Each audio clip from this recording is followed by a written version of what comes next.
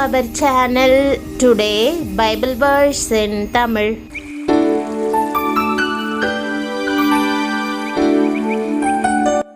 இன்றைய வசனம் ஏசாயா 38 அதிகாரம் 2 வசனம்.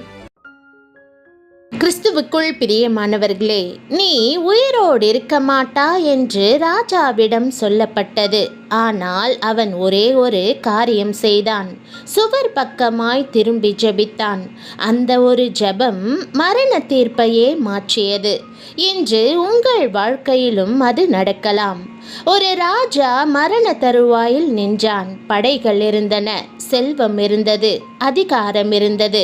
ஆனால் அவன் மனிதர்களை நோக்கவில்லை, தேவனை நோக்கி திரும்பினான். கண்ணீரோடு செய்த அந்த ஜெபம் அவன் ஆயுசு நாட்களை மாற்றியது. இன்று அதே தேவன் உங்கள் வாழ்க்கையையும் மாற்ற முடியும். அப்பொழுது எசேக்கியா தன் முகத்தை சுவர்புறமாக திருப்பிக் கொண்டு கர்த்தரை நோக்கி ஜெபித்தான் என்ற வசனத்தை இன்று நாம் தியானிப்போம். எசேக்கியா தன் முகத்தை சுவர் பக்கமாய் திருப்பி என்று வேதம் சொல்லுகிறது. அதோடல்லாமல் சுவர் பக்கமாய் முகத்தை திருப்பினவர் கர்த்தரை நோக்கி பார்த்தார். கண்ணீரோடு ஜெபம் பண்ண ஆரம்பித்து விட்டார். தாவீது சொல்லுகிறார், சிலர் ரதங்களை குறித்தும் சிலர் குதிரைகளை குறித்தும் மேன்மை பாராட்டுகிறார்கள். நாங்களோ எங்கள் தேவனாகிய கர்த்தருடைய நாமத்தை குறித்தே மேன்மை பாராட்டுவோம். நிறுத்துங்கள். இப்போது உங்களை நீங்களே கேட்டுக்கொள்ளுங்கள். நீங்கள் எந்த பக்கமாய் திரும்பி இருக்கிறீர்கள்? நீங்கள் எந்த பக்கமாய் திரும்பி இருக்கிறீர்கள் என்பது யார் மீது உங்கள் நம்பிக்கை இருக்கிறது என்பதை வெளிப்படுத்துகிறது. சிலர் தங்களுடைய முகங்களை தங்கள் மேலேயே பதிய வைக்கிறார்கள். தங்களுக்கு இருக்கும் திறமைகள், தங்களுக்கு இருக்கும் அறிவு, பலன், பணத்தினால் எல்லாவற்றையும் சாதித்து விடலாம் என்று சுய ஞானத்தையே நம்பி இருக்கிறார்கள். சிலர் தங்கள் பிள்ளைகளையும் இனத்தவர்களையும் நோக்கி பார்க்கிறார்கள். சிலர் சூழ்நிலைகளில் உதவி செய்யக்கூடியவர்களை நோக்கி பார்க்கிறார்கள். ஆனால் எசேக்கியா ராஜாவோ அவைகளில் எந்த பக்கமும் திரும்பாமல் சுவர் பக்கமாய் திரும்பிவிட்டார். ஆண்டவரே, நான் வேறு எதன் மேலும் நம்பிக்கை வைக்கவில்லை, உம்மையே நோக்கி பார்க்கிறேன் என்று ஜெபிக்க ஆரம்பித்தார். பிரியமானவர்களே, சுவரின் அருகில் நின்று பாருங்கள். உங்கள் இடது புறம் தெரியாது, வலது புறம் தெரியாது, மேலே தெரியாது, கீழே தெரியாது, சுவர் மட்டுமே தெரியும். அதை போலவே கர்த்தரை நோக்கும்போது வேறு எந்த திசையும் நம் கண்களுக்கு தெரியாமல் போகட்டும். அவர் மட்டுமே நம் பார்வையை நிரப்பட்டும். நீங்கள் எப்பொழுதாகிலும் சுவர் பக்கமாய் திரும்பி இருக்கிறீர்களா? சுவர் அருகிலே நின்று பாருங்கள்.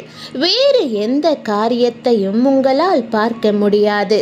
சுவரை மட்டுமே தான் பார்க்க முடியும். அதை போலவே உங்கள் பார்வையில் கர்த்தர் மட்டுமே இருக்கட்டும். எசேக்கியா ராஜா அந்த வியாதியின் நேரத்தில் மரண தருவாயில் இருந்தபோது வைத்தியர்கள் பக்கமோ பரிகாரிகள் பக்கமோ திரும்பாமல் சுவர் பக்கமாய் மட்டுமே திரும்பினார். கர்த்தரை நோக்கி கண்ணீரோடு ஜெபம் பண்ணினார். கர்த்தருடைய பதில் உடனே அவருக்கு கிடைத்தது. கர்த்தர் அவருடைய வியாதியை குணமாக்கினது மட்டுமல்ல, அவருடைய ஆயுசு நாளில் 15 ஆண்டுகளை கூட்டிக் கொடுத்தார். தாவீது சொல்லுகிறார், எனக்கு ஒத்தாசை வரும் பர்வதங்களுக்கு நேராக என் கண்களை ஏறெடுக்கிறேன். வானத்தையும் பூமியையும் உண்டாக்கின கர்த்தரிடத்திலிருந்து எனக்கு ஒத்தாசை வரும். ஆனால் இங்கே ஒரு முக்கியமான கேள்வி இருக்கிறது. சுவர் பக்கமாய் திரும்புவது என்றால் என்ன? அது வெறும் ஜெபமா அல்லது அதற்கு அப்பாற்பட்ட ஒன்றா? கொஞ்சம் பொறுங்கள். இந்த வீடியோவின் மிக முக்கியமான பகுதி இனிதான் வருகிறது.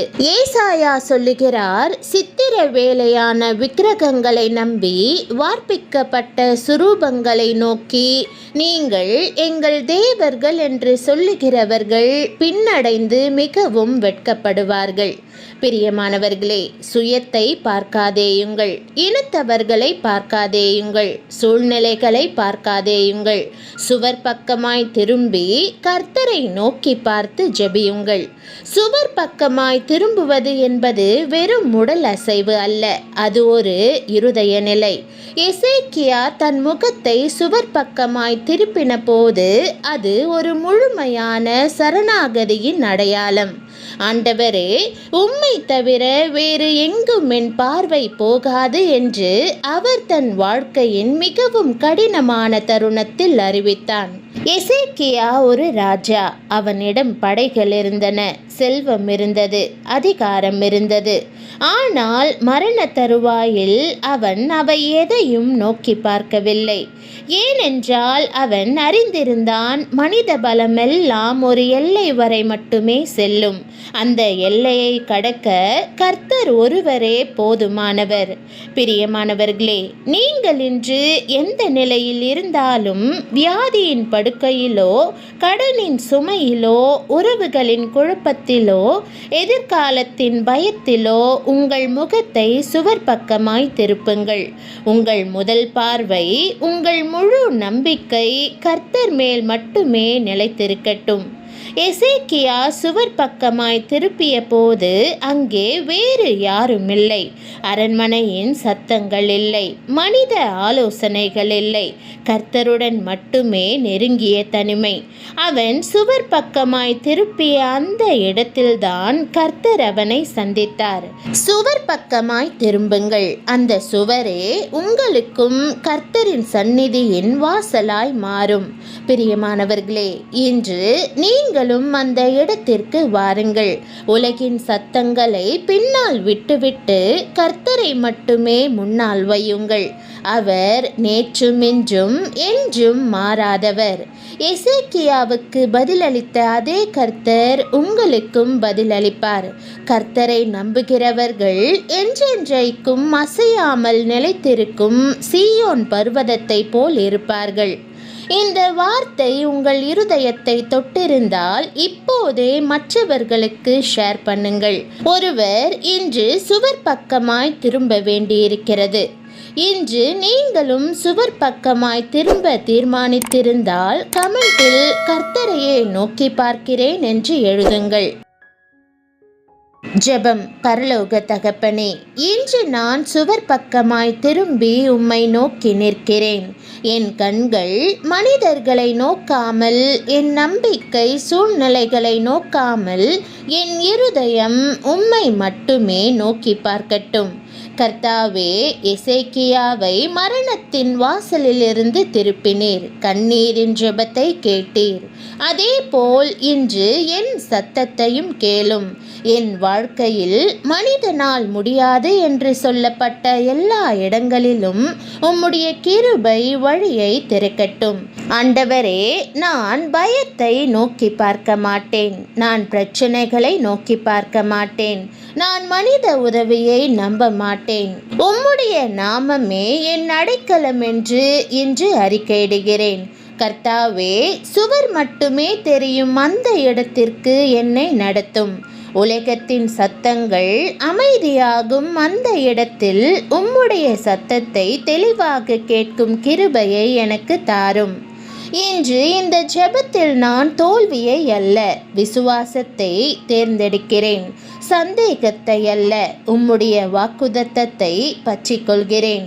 மனிதர்களின் வார்த்தைகளை அல்ல, உம்முடைய சத்தத்தையே நம்புகிறேன். என் வீட்டின் மேல் உம்முடைய சமாதானம் இறங்கட்டும். என் உடலின் மேல் உம்முடைய சுகம் இறங்கட்டும். என் எதிர்காலத்தின் மேல் உம்முடைய வெளிச்சம் பிரகாசிக்கட்டும். நீண்ட நாட்களாக இருளாய் நின்ற காரியங்கள் எல்லாம் உம்முடைய சந்நிதியின் வெளிச்சத்தில் உடைந்து சிதறி போகட்டும். இன்று நான் அறிக்கையிடுகிறேன், என் உதவி மனிதரிடமிருந்து வராது. என் விடுதலை பணத்திலிருந்து வராது. என் சமாதானம் சூழ்நிலைகளிலிருந்து வராது.